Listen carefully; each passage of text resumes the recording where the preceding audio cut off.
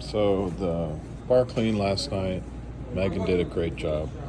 But there's a couple things. Like, for example, the soda gun, in order for the soda button to not stick, the best idea is you're just going to soak in some hot water every night.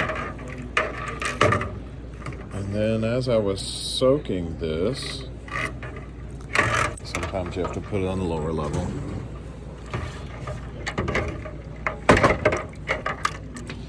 As I was soaking this, I noticed there was a bunch of fruit flies, and you shouldn't see that light because I've already taken this off. But occasionally, we should take this off and clean it.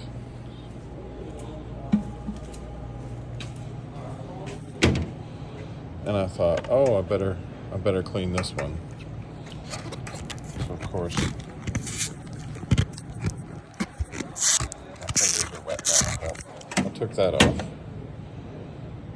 This button here allows you to take this off. Now, in order to get this part out, you're going to tear up your fingers. So get a flathead screwdriver if you've got weak fingers or don't want to break a nail. It would be easy to do.